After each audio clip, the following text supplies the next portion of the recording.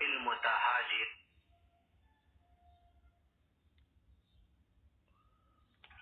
آگے فرما رہے باب ما جاء فی المتہاجرین، یہ باب ان دو شخصوں کے متعلق، ان دو پردوں کے متعلق جو کیا کرے آپس میں تعلقات کاٹے، ایک دوسرے کے ساتھ کیا کرے ہجران کلام کرے. اگر ایک شخص ایسا ہے نا کہ جس سے آپ کو ضرر ہے دنیاوی طور پر یا اخروی طور پر نا، کہ اس سے دور رہنے میں پیدا ہے نا، تو پھر ٹھیک ہے اس کو صرف سلام کرے، السلام علیکم وعارض عن الجاہلین، پھر اس سے کیا کرنا ہے، اعراض کرنا ضروری تھوڑی ہے کہ اس کو کیا کرے اسی طرح دوست رکھے. لیکن مکمل طور پر ہی قطع کلام کرنا اور سلام کا سلامی نہ کرنا اور سلام کا جواب ہی نہ دینا، یہ ناجائز ہے. اگر اس سے کلام کرنے میں نقصان ہے نا تو پھر اس حد تک رکھ کہ صرف اس سے سلام کرے. اگر ایک شخص ہے نا کہ اس سے سلام کرنے میں بھی کوئی مضرت نہیں، اسی طرح سے بات کرنے میں بھی کوئی مضرت نہیں، ہاں فری ہونے میں یہ اسی طرح سے اس سے زیادہ تعلق رکھنے میں مضرت ہے نا، تو پھر زیادہ تعلق نہ کھولے اس کے ساتھ. لیکن جب ایک بار آپ نے کسی کو دوست بنایا نا تو پھر اس کی دوستی کو نبھانا ضروری ہے، کسی بھی طرح سے اسے کیا رکھے، راضی رکھے. وبه قال حدثنا قتيبة قال أخبرنا عبد العزيز بن محمد عن سهيل بن أبي صالح عن أبيه عن أبي هريرة رضي الله عنه أن رسول الله صلى الله عليه وسلم قال علیہ السلام نے فرمایا تفتح أبواب الجنة يوم الاثنين والخميس، کہ جمعرات کے دن اور اسی طرح سے پیر کے دن نہ جنت کے دروازے کھولے جاتے ہیں. فیغفر فیہما یا فیغفر فیہما لمن لا یشرک باللہ، کہ اللہ رب العزت ہر اس شخص کے لیے مغفرت فرماتا ہے جو اللہ کے ساتھ کسی کو شریک نہیں بناتا. الا المتہاجرین، ہاں وہ دو شخص جو آپس میں قطع کلام کر چکے، قطع تعلق کر چکے نا، ان کی مغفرت نہیں کرتا. یقول اللہ ان سے فرماتے فرشتوں کو حکم دیتا ہے نا کہ ردوا ہذین، ان دونوں کو بھی چھوڑ دیجئے، یعنی واپس کیجئے، حتی یصطلحا، یا تک کہ صلح کرے آپس میں. هذا حدیث حسن صحیح ویروی فی بعض الحدیث ذرو هذین، انہیں رہنے دو، حتی یصطلحا، یا تک کہ آپس میں کیا کرے، صلح کرے اور بات بنائے. ومعنی قول المتہاجرین سے متہاجرین سے کیا معنی ہے، یعنی المتصارمین، جو کیا کرے جھگڑا وغیرہ کر کے پڑھا کر کے اور تعلق آپس میں قطع کرے. وهذا مثل ما روی عن النبی صلی اللہ علیہ وسلم انه قال لا يحل لمسلم ان يهجر اخاه فوق 3 ایام. ان اسی حدیث کی طرح معنی ہے نا کہ 3 دن سے زیادہ تعلق کا قطع کرنا جائز نہیں.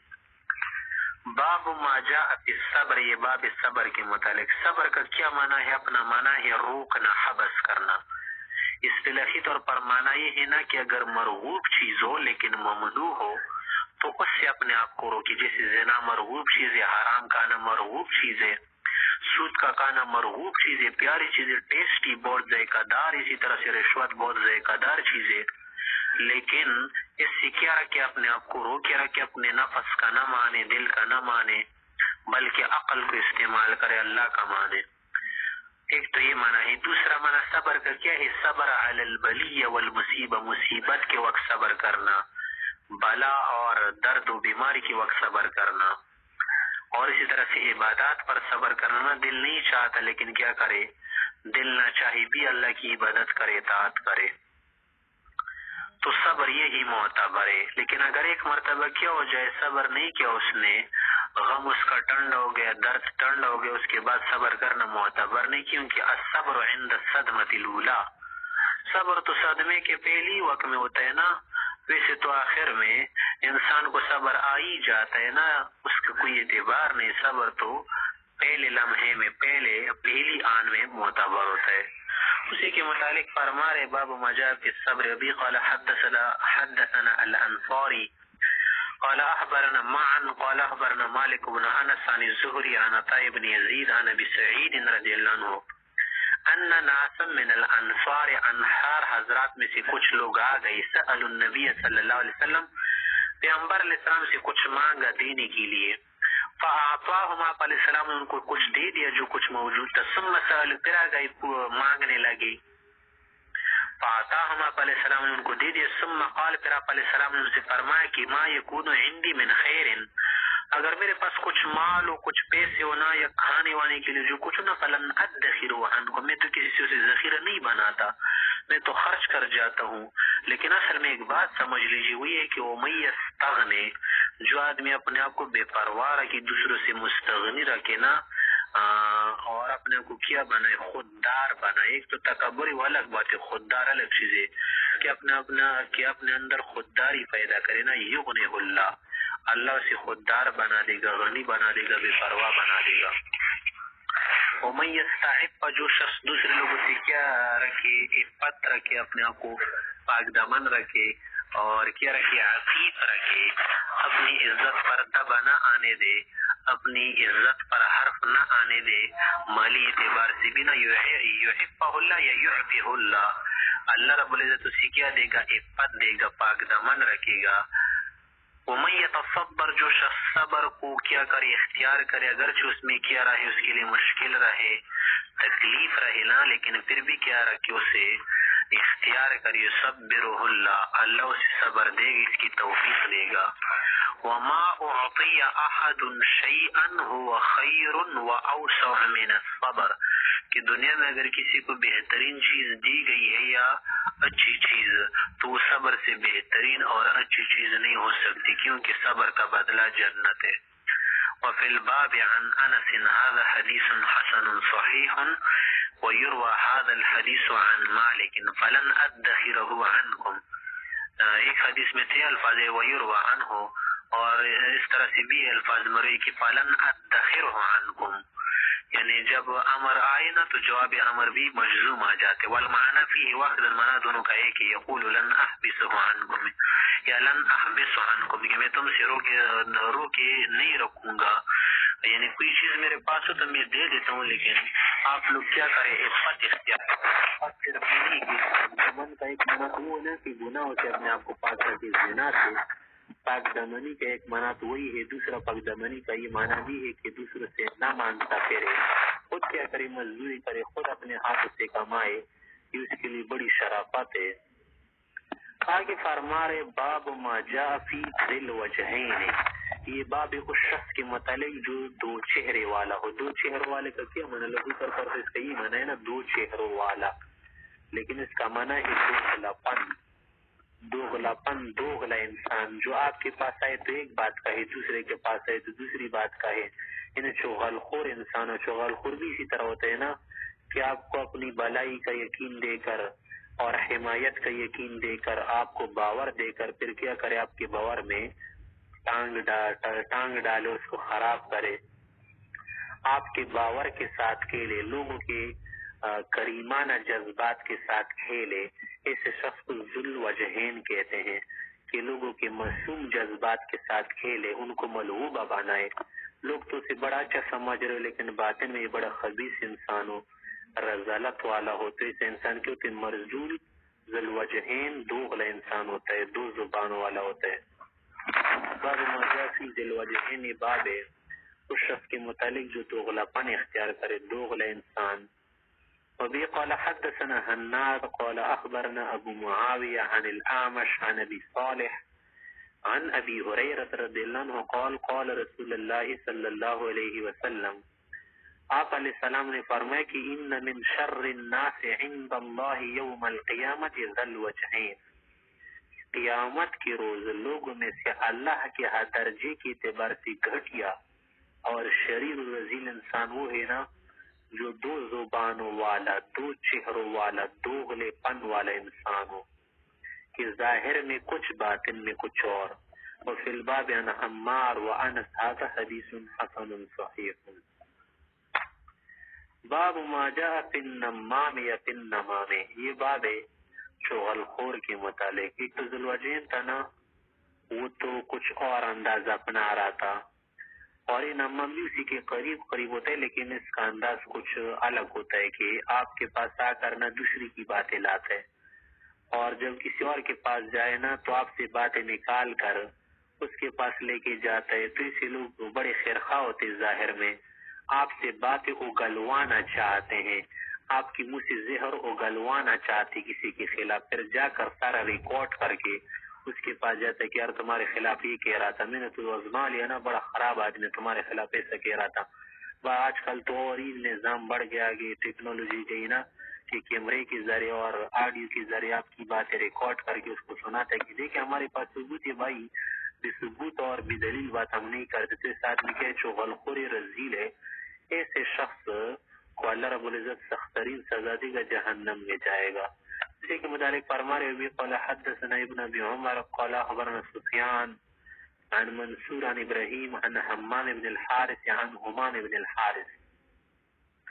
قالی فرما رہے کہ مر رجل علی حذیفہ بن الیمان رضی اللہ عنہ، ایک شخص حذیفہ کے پاس سے گزرے، فقیل له کسی نے اس سے کہا کہ یہ جو شخص نا ہمارے پاس سے گزر گیا ابھی ایک بڑا عجیب انسان، ان هذا یبلغ یا یبلغ الامراء الحدیث عن الناس، یہ بڑا کیا ہے جو غلخور آدمی ہے، لوگوں کی باتیں امراء تک پہنچاتے ہیں، جو امیر ہوتے حاکم نا ان کی جو غلخوریاں کرتا ہے، بس اسی کے پیچھے لگے لوگوں کے ٹوہ میں لگ کر اور ان کے در پہ ہو کر تجسس و جاسوسی کر کے پھر باتیں پہنچا دیتا ہے. فقال حذیفہ صاحب نے اس بات کو سنتی ہوئی فرمایا کہ سمعت رسول اللہ صلی اللہ علیہ وسلم یقول، کہ میں نے پیغمبر علیہ السلام کو فرماتی ہوئی سنا ہے کہ لا يدخل الجنت قطات، کہ جنت میں جو غلخور آدمی داخل نہیں ہوگا. قال سفیان رحمہ اللہ اس کی تفسیر بیان کر رہا ہے کہ والقطات سے کیا مراد ہے؟ النمام، جو غلخوری کرنے والا. هذا حدیث حسن صحیح. باب ما جاء فی العی، یہ باب عی کے متعلق. عی سے کیا منع مراد ہے؟ ایک حیا ہوتی ہے نا کہ حیادار انسان بڑوں کے سامنے نہیں بولتا، دوسروں کا اکرام کرتے، ہر جگہ اپنے آپ کو ہوشیار نہیں دکھاتا کہ ہم بڑے ہوشیار وغیرہ. اور عی کس کو کہتے ہیں کہ بے جا بولنے والا نہ بلکہ سوچ سمجھ کر بولنا، اس کو عی کہتے ہیں. ضرورت کی جگہ پر بولنا، ضرورت کی جگہ نہ ہو تو اس پر خاموش رہنا، اس کو عی کہتے ہیں. بذا کا کیا معنی ہے؟ بس بولتے رہنا، بکتے رہنا. بیان کا کیا معنی ہے؟ اپنے آپ کو ہوشیار سمجھ کر اور اپنے آپ کو بڑا جان کرنا، ایک ایسا انداز اختیار کرنا کہ لوگ مجھے کیا سمجھے، تعلیم یافتہ سمجھ لے. تو تعلیم یافتہ کی بجائے لوگ کیا ہوتے؟ تعلیم یافتہ ہوتے ہیں، آفت میں مبتلا ہوتے ہیں. فرما رہے باب ما جاء فی العی، یہ باب عی کے متعلق. عی کا معنی ہے نہ بول پانا. اس کا یہ معنی نہیں کہ اس کی زبان میں لکنت ہو، شرما رہا ہو اس لیے نہ بول پا رہا ہو، اس وجہ سے نہیں کہ وہ بول نہیں سکتے، اس کو کچھ آ نہیں رہا، بہت کچھ اسے آ رہا ہو، بہت کچھ اس کے پاس انفارمیشن بھی اس کے پاس ہے، لیکن ہر جگہ اپنے آپ کو نہیں دکھاتا. کسی کے متعلق فرما رہے بھی قال حدثنا احمد بن منیع قال اخبرنا یزید بن ہارون عن ابی غسان محمد بن مطرف عن حسان بن عطیہ عن ابی امامۃ عن النبی صلی اللہ علیہ وسلم قال، آپ علیہ السلام نے فرمایا کہ الحیاء حیا یعنی شرعی حیا، والعی اسی طرح سے بے جا نہ بولنا اور اسی طرح سے بلا ضرورت نہ بولنا، یہ دونوں چیزیں کیا ہے؟ شعبتان من الایمان، ایمان کے دو شعبے ہیں، دو حصے ہیں. یعنی ایسا آدمی مومن ہوتا ہے، مومن آدمی حیادار شرمدار اور کیا ہوتا ہے؟ بے جا بولنے والا نہیں ہوتا. والبذاء بے جا بولنا اور بولتے رہنا اور بکتے رہنا. والبیان اسی طرح اپنے آپ کو بتکلف جو ہے فصیح دکھانا اور یہ کہنا کہ مجھے بہت کچھ آتا ہے، اور الفاظ استعمال کرنا، گاڑے الفاظ استعمال کرنا، اور اس سے الفاظ اور ایسی بولی استعمال کرنا کہ جس سے سمجھنے میں لوگ کیا کرے؟ مشکل محسوس کرے. تو شعبتان من النفاق، یہ نفاق کے دو غلطن کی کیا ہے؟ دو شعبے ہیں، دو حصے ہیں. هذا حدیث حسن غریب. انما نعرف من حدیث ابی غسان محمد بن مطرف قال، آگے تشریح فرما رہے کہ عی کا کیا معنی ہے؟ قلت الکلام، کم باتیں کرنا، کم کہنا نا. والبذاء، بذا سے کیا مراد ہے؟ هو الفحش فی الکلام، گندی سندی باتیں کرنا. والبیان، بیان کا کیا معنی ہے؟ ہوا کثرت الکلام، زیادہ بولتے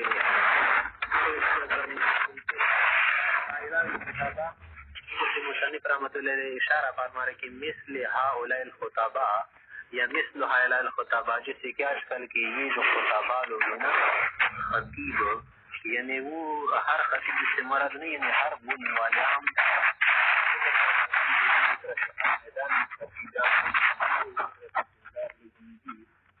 یہ جو خطبہ ہیں الذین یخطبون کہ جب خطبہ دیتے تقریر کرتے ہیں نا یا کیا کرتے اسپیچ دیتے ہیں یا لیکچر دیتے ہیں نا تو یتوسعون فی الکلام ایک بات جو ہے مختصر الفاظ میں بیان کی جا سکتی لیکن پھر بھی کیا کرتے بڑا چڑھا کر بیان کرتے اور بے جا جو ہے مبالغوں سے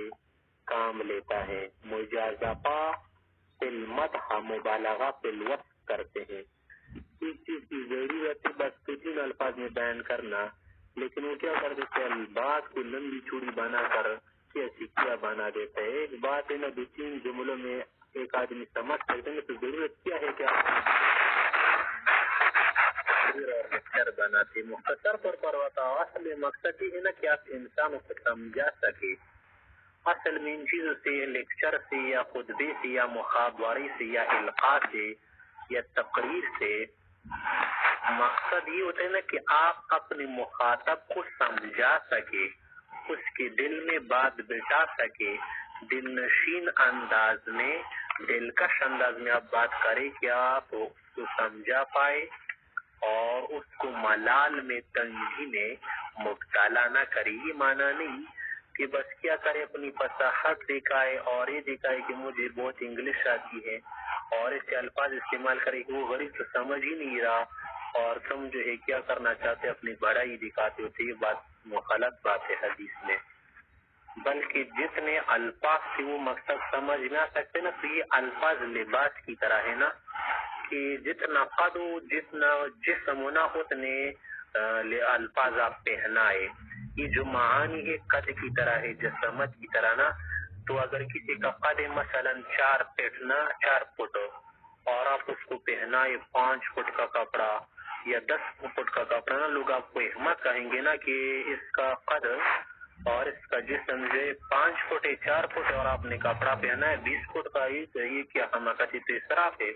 فضول کام کیا آپ نے اسی طرح معنی مقصد مفہوم غرض غایت یہ جو معنی ہوتے نا اس کے لیے الفاظ لباس کی طرح ہے چھلکی کی طرح ہے جتنا اندر محض نا اتنا چھلکا پہنانا چاہیے اگر آپ نے زیادہ الفاظ پہنائے نا تو آپ نے یہ بیجات اور فرسر کر دیے فی فضول گوئی ہے اسی طرح وہ یتفسحون فیہ من مدح الناس فیما لا یرضی اللہ یہ بعض لوگ اپنے آپ کو فضول میں بھی فصیح دکھانا چاہتے کہ میں بڑا فصیح ہوں میں تو استعارات تشبیہات وغیرہ استعمال کر رہے ہیں سے الفاظ خست ہونا کہ بالکل اس سے الفاظ اور جملے پیچیدہ ترکیب اور جمل کو یہ نہیں استعمال کر سکتا تو یہ بھی کیا ہے غلط حرکت ہے کہ لوگوں کو سمجھانے کے بجائے کیا کرنا ہے ان کو مشکل میں اور کنفیوز کرنا ہے نا کنفیوز کرنے کی ضرورت نہیں بلکہ ان کو سمجھا دی مقصد ہے پیغمبر علیہ السلام تو ہر بات کرتے نا کھول کھول کر کرتے تھے اور 3 مرتبہ دہراتے تھے کہ میرا مخاطب مجھے سمجھ پائے یہ نہیں کہ اس کو کنفیوز کرے اور شش و پنج میں مبتلا کرے اور اسی طرح اس میں یہ بھی داخل ہے نا کہ کسی کی صفت کرنا مدح کرنا اتنی بڑا چڑھا کرنا کہ جو اللہ کو پسند نہ ہو کیا مانا کہ اس میں وہ صفت ہے ہی نہیں اپنی طرف سے ڈال رہے کہ وہ ایسا تھا تیسا تھا تو یہ غلط بات ہے باب ما جاء ان من البیان سحر نیسی کے متعلق باب مصنف رحمۃ اللہ علیہ ان کا جو لیکچر ہوتا ہے ان کا جو القاء محاضرہ ہوتا ہے نا جیسے محاضرہ تو لیکچر دیے جاتے ہیں تقریرات اور خطبے منعقد کیے جاتے ہیں جادو کی طرح ہوتے کہ لوگوں کے دماغ پر حاوی ہو جاتے ہیں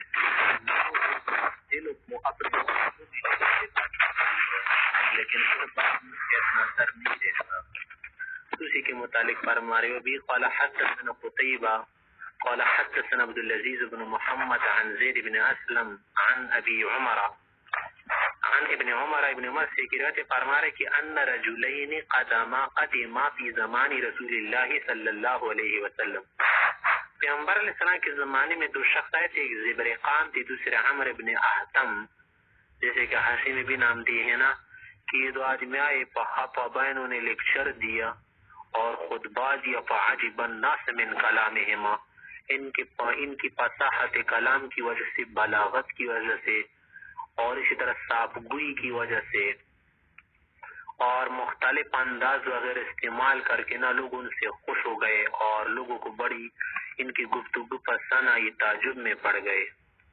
پھر اس کے بعد جب پیغمبر صاحب نے دیکھا کہ لوگ ان سے بڑے متعجب ہو گئے تو فالتفت الینا رسول اللہ صلی اللہ علیہ وسلم، تو پیغمبر علیہ السلام نے ہماری طرف متوجہ ہو کر فرمایا کہ فقال ان من البیان سحرا، کہ بعض بیانوں سے اس میں گویا جادو ہوتا ہے. کیا معنی؟ کہ یا تو اس میں ایسے معانی بیان کی جاتے نا کہ سچ میں وہ لوگوں کے دلوں کو بھا لے، یا ویسے لفاظ ہی ہوتی ہے. وَإِنَّ بَعْضَ الْبَيَانِ سِحْرٌ، اور بعض بیان سے ہوتے لیکچر. وفي الباب عن عمار بن مسعود عبد الله بن شخير هذا حدیث حسن صحیح.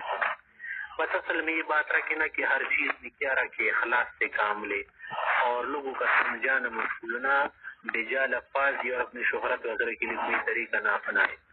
باب ما جاء فی التواضع، بات کے اندر بیان فرمانا چاہ رہے تواضع کرنا، انکساری کرنا، خاکساری کرنا، یہ انبیاء کی عادت ہے. وبه قال حدثنا قتيبة قال اخبرنا عبد العزيز بن محمد عن علاء بن عبد الرحمن نبی عن ابی هريرة رضی اللہ عنہ ان رسول اللہ صلی اللہ علیہ وسلم قال، آپ علیہ السلام نے فرمایا کہ ما نقصت صدقۃ من مال، کہ کسی مال سے صدقہ دینا اس مال کو کم نہیں کرتا. وما زاد اللہ رجلا بعفو الا عزا، کہ جو شخص لوگوں سے عفو و درگزر کرتے اس چیز کی بےعزتی نہیں ہوتی، یہ بزدل آدمی نہیں، بلکہ اللہ اسے عزت کے طور پر بڑھا دے گا، اللہ اس کی عزت افزائی کرے گا، اللہ اسے عزت دے گا. وما تواضع احد للہ الا رفعہ اللہ، اور جو آدمی اللہ کے لیے تواضع انکساری کرتا ہے مگر کیا کرتا ہے، نہیں کرتا، یعنی کرتا ہے، اللہ اسے کیا کر دیتا ہے، بلند کر دیتا ہے، اونچا بنا دیتا ہے، رفعت دیتا ہے. وفي الباب عن عبد الرحمن بن عوف بن عباس ابي كبش على النار واسمه عمر بن سعد هذا حدیث حسن صحیح. یہ جو پر ایک بات بیان کی گئی نا کہ بیان اور خطبہ وغیرہ جو ہے نا اس میں تکلف سے کام نہ لیتے، اس سے یہ معنی بھی مراد نہیں کہ آپ الفاظ صاف طور پر استعمال نہ کرے یا اسی طرح سے صاف نہ کہے نا، یہ صاف کہنا مقصود و مطلوب ہے اور اس طرح سے حکم ہے. اسی طرح قرآن کریم کو صاف طور پر پڑھنا، عربی لہجے میں پڑھنا اور عرب کی طرح تجوید کے ساتھ پڑھنا ہی مقصود مطلوب محمود ہے. ہاں اس میں کیا کرنا، اپنے انداز اختیار کرنا یا زبان کو ٹیڑھی میڑھی بنا کر یا گلے کو اپنانا اور نغمے بنانا، ترنم اس میں اختیار کرنا، تو یہ بات. آگے فرما رہے باب ما جاء فی ظلم کے متعلق. ظلم کا کیا معنی ہے؟ کسی پر ظلم کرنا، کسی کا حق کیا کرنا، کھانا. اسی کے علاوہ بھی بہت سارے اقسام اس میں آ جاتی ہے کہ کسی چیز کا اپنے موضع کے خلاف رکھنا، وضع الشیء فی غیر محلہ، کسی چیز کا اپنے محل کے علاوہ دوسرے محل میں رکھنا. وبه قال حدثنا عباس العنبري قال اخبرنا ابو داود الطيالسي عن عبد العزيز بن عبد الله بن ابي سلمة عن عبد الله بن دينار عن ابن عمر عن النبي صلی اللہ علیہ وسلم قال، آپ علیہ السلام نے فرمایا کہ ظلم و ظلمات یوم القیامہ، کی ظلم قیامت کے دن انسان کے لیے اندھیرے بنے گا. وفي الباب عن عبد الله بن عمر وعائشة وابي موسى وابي هريرة وجابر هذا حديث حسن غريب من حديث. باب ما جاء في ترك العيب للنعمت. اس باب میں فرمایا کرے جو بھی نعمت اللہ کی نا اس میں عیب نہ نکالے، کھانا ہو تو اس میں عیب نہ نکالے، اگر پسند آئے کھائے، پسند نہ آئے تو چھوڑے. وبه قال حدثنا احمد بن محمد قال اخبرنا عبد الله بن المبارك عن سفيان عن الاعمش عن ابي حازم عن ابي هريره رضي الله عنه قال، فرما رہے کہ معاب رسول اللہ صلی اللہ علیہ وسلم طعاما قط، کہ پیغمبر علیہ السلام نے کبھی کھانے پینے کی چیز میں کوئی عیب نہیں نکالا اور یہ نہیں کہا کہ ایسا کیوں اور ایسا کیوں نہیں، یہ خراب یہ ہے وہ ایسا نہیں کہا. کان اذا اشتہا ہو، اگر کبھی پسند آ جاتا نا تو اکلہ کھا جاتے، والا ترکو نہ چھوڑ دیتے. هذا حدیث حسن صحیح. وابو حازم جو هو الاسجعی کوٹے کا، اس کا نام کیا ہے؟ اس کا نام ہے سلمان مولا عز الاسجعیہ، عز الاسجعیہ ایک قبیلہ، اس کا یہ مولا تھے. باب ما جاء فی تعظیم المؤمن. اس بات فرمانا چاہ رہے کہ دیکھیں مسلمان کی تعظیم، تکریم، توقیر، عزت دینی چاہیے. کسی مسلمان کو حقیر ذلیل نہیں جاننا چاہیے. ہر مسلمان کیا کرنا چاہیے؟ اکرام کرنا چاہیے، اکرام کے لوگ کی توقیر اور عزت دینی چاہیے. کسی کو لونگا لپنگ اسی طرح سے کسی کو پاجی واجی نہ کہے. وبه قال حدثنا يحيى بن أكثم والجرود بن معاذ بن معاذ قال أخبرنا الفضل بن موسى قال أخبرنا الحسين بن واقد عن أوس بن سلم عن نافع بن عمر قال. ابن عمر سے فرما رہے کہ سید رسول اللہ صلی اللہ علیہ وسلم المنبر ایک مرتبہ پیغمبر صاحب تشریف لے کر منبر پر چڑھے. فرمایا فنادى بصوت رفیع، بلند آواز سے فرمایا، یعنی بلند سے مانا مراد نہیں کہ جو عام لوگ کرتے، یعنی اس لیے بلند آواز اور جہر آواز سے کہا کہ لوگ اچھی طرح سن پائے. قال فرمایا یا معشر من قد اسلم بلسانه، اے وہ لوگوں کہ جنہوں نے صرف تو زبان سے اسلام لا الہ الا اللہ پڑھ رہے، ولم يبذل ایمان الى قلبی، اور ابھی تک ان کے دلوں میں ایمان رچا بس نہیں. فرمایا کہ تم اچھی طرح جان لو لا تؤذى المسلمین، مسلمانوں کو ضرر نہ دو. ویسے تو ظاہر میں یہ لگ رہا ہے نا کہ یہ منافقین کو یہ خطاب آپ علیہ السلام کر رہے تھے، کیونکہ وہ بظاہر تو اسلام لائے تھے، ناموسی کہہ رہے تھے ہم مسلمان ہیں، کلمہ بھی پڑھتے تھے اور اس طرح نماز وغیرہ میں بھی شریک ہوتے تھے، لیکن ایمان ان کے دلوں میں رچا بسا نہیں تھا، ان کے رگ و ریشے میں ایمان داخل نہیں ہوا تھا، اور وہ مسلمانوں کو ضرر دیتے تھے نا، مسلمانوں کے خلاف فتنے برپا کرتے تھے اور ان کو عار دیتے تھے، ہر چیز میں عار دلاتے تھے. مسلمان صدقہ کرتے تو بھی عیب نکالتے، توڑا دیتے تو بھی عیب نکالتے، زیادہ دیتے تو بھی عیب نکالتے، اور مسلمانوں کی جاسوسی کرتے اور اسی طرح ان کی درپے ہوتے، ٹوہ میں لگتے کہ کہیں ہمیں کوئی مقام میسر آئے نہ کہ کسی کو کیا کرے، عیبدار بنائے، کسی کو شرمندہ کرے، ذلیل کرے. تو اسی کے متعلق آپ علیہ السلام نے فرمایا کہ لا تؤذوا المسلمین قتلوا ولا تعیروهم، ان کو عار نہ دلاؤ، ان کو شرمندہ نہ کرو. ولا تتبعوا عوراتهم، ان کی عورتوں کی پیچھے مت پڑو. عورتیں سے تو خواتین بھی مراد ہے، لیکن اس سے عام عورتیں مراد نہیں، کسی کی چھپی بات ہے اس کے ٹوہ میں نہ لگو، اس کی پیچھے در پہ نہ ہو جاؤ، جاسوس تجسس کر کے ایسا کام آپ مت کرے. کیونکہ فإنه من تتبع عورت اخیہ المسلم، کی جو آدمی مسلمان کے در پہ ہو جاتا ہے نا،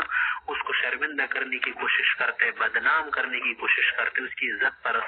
مٹی اچھالنے کے لیے لگا ہوا ہوتا ہے. تتبع اللہ عورتہ، اللہ بھی اس کے در پہ ہو جائے گا، نہیں اللہ اس کی سزا دے گا. ومن يتبع الله یا ومن يتتبع الله ویا ومن يتبع اللہ، کہ اللہ جس کے در پہ ہو جائے نا، جس کو سزا دینا چاہے نا، تو انسان پھر بچ نہیں سکتا. یفضحہ ہو یا یفضح ہو، اللہ اسے شرمندہ کر دے گا، رسوا کر دے گا، ذلیل و خوار کر دے گا. ولو فی جو پہ رحلے، اگرچہ گھر کے اندر بیٹھا ہو، گھر میں بھی اللہ اسے بدنام و شرمندہ کر دے گا. قال پھر آگے فرما رہے کہ وَنَظَرَ ابن عمر یوماً إِلَى الْبَيْتِ أَوْ إِلَى الْكَعْبَةِ، کہ بیت کے الفاظ استعمال ہے کعبے کے، ایک مرتبہ ابن عمر صاحب نے کعبے کی طرف دیکھے، یعنی وہاں پر گئے تھے اور کعبے کو مخاطب کرتے ہوئے فرمایا فقال ما اعظم، کے اے کعبہ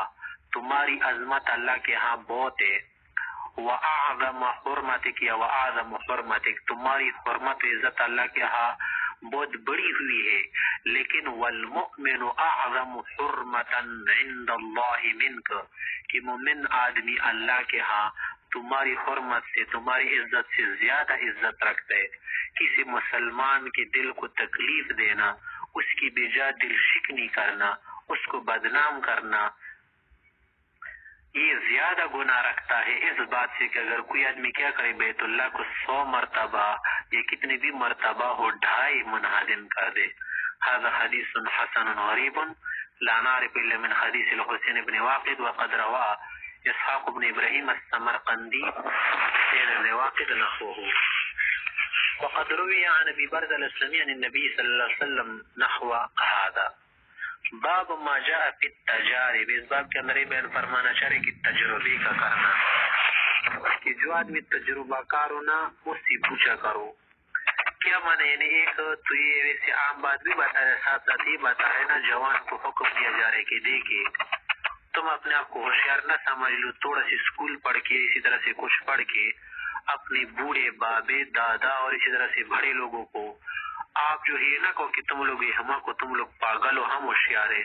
ہم جو ایجوکیٹڈ لوگ ہیں، تعلیم یافتہ لوگ ہیں. ایسے لوگ تعلیم یافتہ نہیں بلکہ تعلیم یافتہ لوگ ہیں، کیونکہ ان کو یہ بھی نہیں آتا کہ بڑوں کی عزت کرنی چاہے اور اسی کے متعلق فرما رہے کہ دیکھیں جو عمر میں زیادہ ہوتے نا وہ لوگ تجربہ بھی زیادہ رکھتے کیونکہ انہوں نے مصیبتوں کو دیکھا ہوا ہوتا ہے نا تکلیفوں کو دیکھا ہوا ہوتا ہے. اگر ایک آدمی پورا دن کیا رہے محل کے اندر رہے اور نرم بستر پر رہے ہمیشہ منرل واٹر پیتا رہے اور کسی گرم ہوا نے اسے نہ چھویا ہو اور باہر کی دنیا میں نہ رہا ہو مشقت محنت اس نے نہ کی ہو نا تو یہ ایسی چیزوں کو نہیں سمجھتا اور دوسرے کا درد بھی نہیں سمجھتا. تو فرما رہے کہ تو اس سے پوچھو جو تجربہ کار ہو اور جنہوں نے چیزیں دیکھی ہو. باب ما جاء فی باب تجربوں کے متعلق تجربہ بہت بڑی چیز ہے. فرما رہے ابھی قال حدثنا قتيبة قال اخبرنا عبد الله بن وهب عن عمرو بن الحارث عن دراج عن ابي الهيثم عن ابي سعيد رضي الله عنه قال قال رسول الله صلی اللہ علیہ وسلم آپ علیہ السلام نے فرمایا لا حلیم الا ذو عطرۃ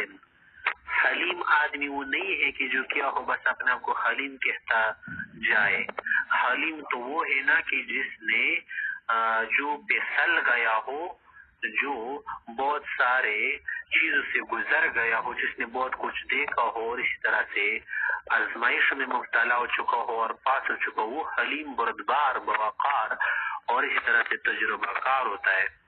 والا حکیم الا ذو تجربہ اس طرح حکیم وہ نہیں کہ جس نے صرف کتابیں پڑھ پائی ہو. حکیم تو وہ ہوتا ہے کہ جس کے پاس تجربہ بھی ہو یعنی صرف نظریاتی طور پر نہیں بلکہ پریکٹیکلی فزیکلی عملی طور پر بھی اس نے بہت ساری چیزیں دیکھی ہو تجربہ کیا ہو تو وہ کیا ہوتا ہے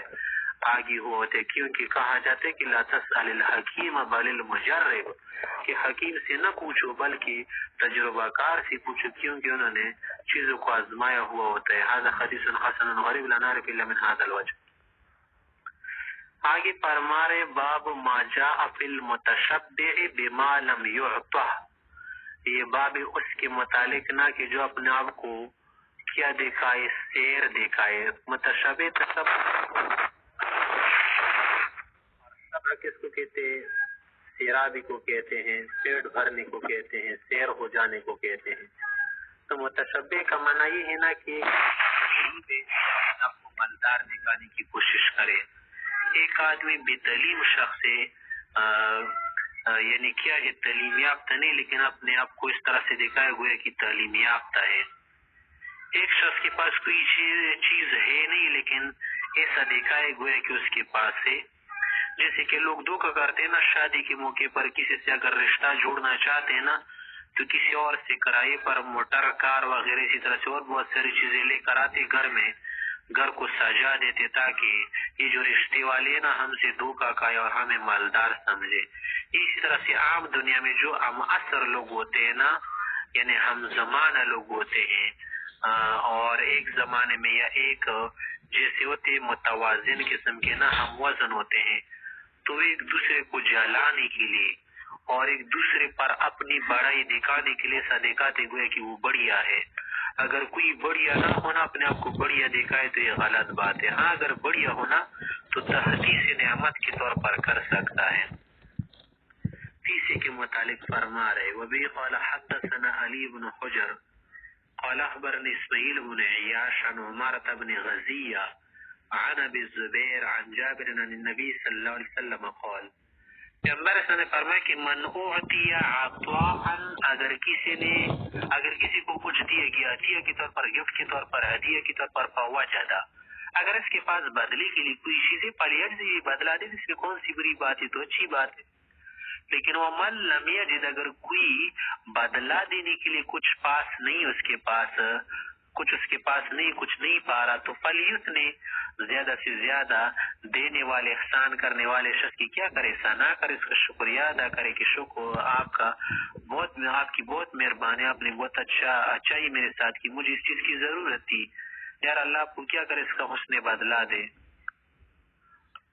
فَإِنَّ مَنْ أَثْنَى کیونکہ جو شخص کسی کی ثنا کرتا ہے گویا کہ فقط شکر اس نے اس کا شکریہ ادا کیا. لیکن وہ من قطع اگر کسی نے آپ کے ساتھ احسان کیا اور آپ اس کو چھپائے رکھے احسان فراموش بن جائے ضمیر پیروش بن جائے تو فقط کفر تو اس شخص نے اس نعمت کی اور اس منعم کی محسن کی کیا کی ناشکری کی. ومن تحل جو شخص اپنے آپ کو کیا کرے جو شخص اپنے آپ کو بنائے بن ٹن کر کے سنگار کر کے یا تحلق کیا مانا کہ وہ سٹائل اختیار کر کے وہ روپ اختیار کر کے وہ شکل اختیار کر کے وہ انداز و طرز اختیار کر کے کہ بما لم یعطا کہ وہ چیز تو سے ملی نہیں ہے دی نہیں اللہ نے دی نہیں لیکن پھر بھی ایسا دیکھا رہ گیا کہ میرے پاس ہے کانا کلابسی ثوبی زور گویا کہ جھوٹ کے دو کپڑوں میں سے ایک کا پہننے والا ہے. کیا مانا جیسے ایک انسان ہے نا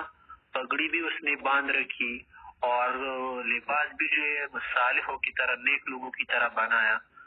اور اپنے آپ کو بڑا نیک نیک دیکھا ہے لیکن باطن میں کیا ہو بیڑی کی طرح ہو اور باطن میں بہت ہی کیا ہو بد باطن انسان ہو خب خبیث الباطن نہ تو کیا ہے جھوٹ کا کپڑا اس نے پہنا نا ظاہر میں کیا اور باطن میں کیا ضرور ہے کہ ظاہر و باطن کو ایک جیسے بنائیے نہ کہ ظاہر میں برا ہو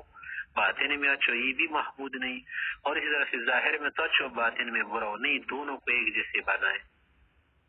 وفي الباب عن اسماء بنت ابي بكر وعائشة هذا حديث حسن غريب ومعنى قول من كتم